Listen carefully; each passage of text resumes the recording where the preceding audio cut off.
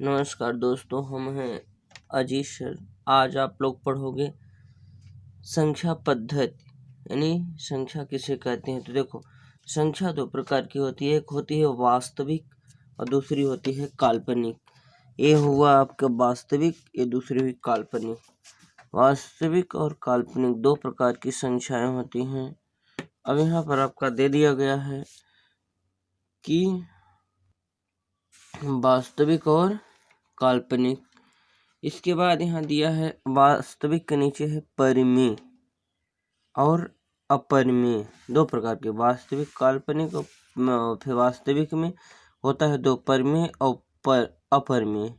इसके बाद होता है परिमेय में होता है दो, एक होता है पूर्णांक और दूसरा होता है भिन्न। और देखो, पूर्णांक के भी दो तीन होता है। एक पूर्णांक में होता है एक धनात्मक पूर्णांक, पूर्ण संख्या, ऋणात्मक पूर्णांक। इसके बाद होता है इसमें पूर्ण संख्या में होता है प्राकृतिक संख्या और शून्य, यानी प्राकृतिक संख्या और शून्य। प्राकृतिक संख्या क्या होता है? 1 2 3 4 5 6 7 8, ये सभी प्राकृतिक संख्या। पूर्ण संख्या क्या होता है? 0 1 2 3 4 5, 0 जोड़ देना, पूर्ण संख्या शून्य होता है। इसके बाद आप लोग देखिए कि प्राकृतिक संख्या किसे कहते हैं। प्राकृतिक संख्या किसे कहते हैं? तो वे संख्याएं जिनका प्रयोग हम गणना के लिए करते हैं, प्राकृतिक संख्याएं कहलाती हैं। गणना कर, जैसे कोई संख्या ले लिया 1 2 3 4 5 6 7, ये सारी हमारी क्या है? प्राकृतिक संख्या है। 1 2 3 4 5 6 ये इत्यादि सभी प्राकृतिक संख्याएं कहलाती हैं। इसके बाद हम क्या कहेंगे? पूर्ण संख्या किसे कहते हैं? पूर्ण जब सभी प्राकृतिक संख्याओं के साथ शून्य को ले लिया जाता है तो पूर्ण संख्या कहलाती हैं। यानी इस ऊपर वाले में सिर्फ ऊपर बगल में शून्य रख देना है, वही हमारी पूर्ण प्राकृतिक संख्या कहलाती है। इसके बाद शून्य पूर्ण संख्या है, प्राकृतिक संख्या नहीं है। सभी प्राकृतिक संख्याएं पूर्ण संख्याएं होती हैं, जैसे 0 1 2 3 4 5 6 7, ये पूर्ण संख्याएं हैं, पूर्ण संख्याएं हैं। इसके बाद आगे चल, इसके बाद तीसरे में 3 से विभक्त होने का नियम।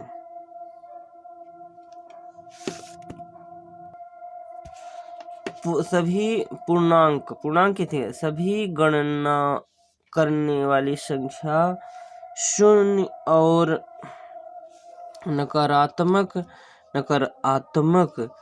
और -1 2 3 सभी संख्याओं को एक साथ पूर्णांक कहते हैं।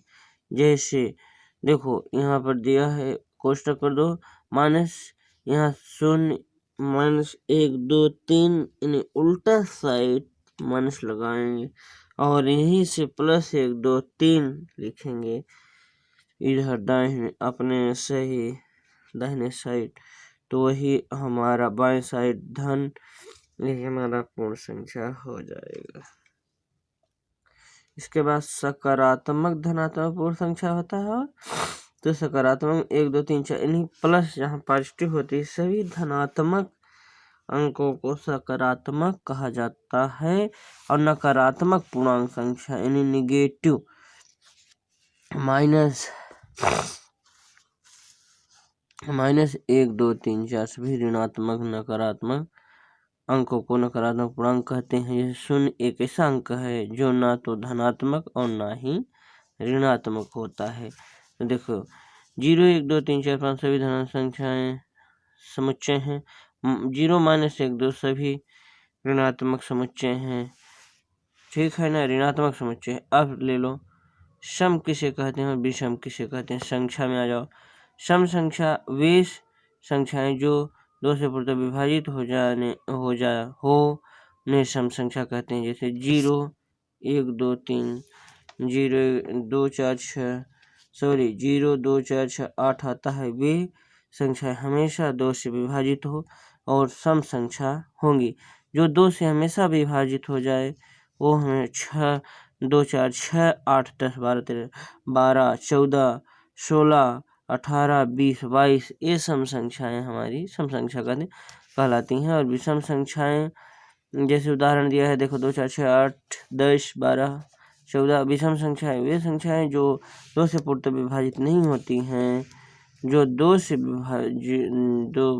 पूर्णतः विभाजित ना हो, मतलब 2 से भाग 2 या लघुत्तम समावर्तक 2 ना कटे, वहाँ पर विषम संख्याएं होती हैं। जैसे 2 से भाग दोगे एक में तो नहीं कटेगा पूर्ण रूप से, जो 2 से ना कटे वे 1 3 5 7 9 आदि सभी विषम संख्या कहलाती हैं। अब आगे चैप्टर है हमारा अभाज्य किसे कहते हैं। ठीक है ना, अभाज्य संख्या किसे कहते हैं। अभाज्य संख्या वे संख्याएं जो 1 से बड़ी तथा वह स्वयं से या केवल 1 से विभाजित हो, अभाज्य संख्या कहलाती है। फिर इसके बाद मिश्रित संख्या वे संख्याएं जो 1 से बड़ी हो और अभाज्य ना हो। जैसे 6 8 10 12 14 अभाज्य मतलब कट जाएंगी लेकिन 1 से बड़ी हैं। सहअभाज्य संख्या 2 प्राकृतिक संख्या जिनका एफ महत्तम समावर्तक 1 हो, ऐसी संख्या सहअभाज्य कहलाती हैं। उदाहरण दिया है 2 3 4 5 7 9 8 11 और 9 14 ये हमारी क्या है सहअभाज्य हैं। हमारे चैनल को सब्सक्राइब कर लीजिए। बहुत बहुत धन्यवाद।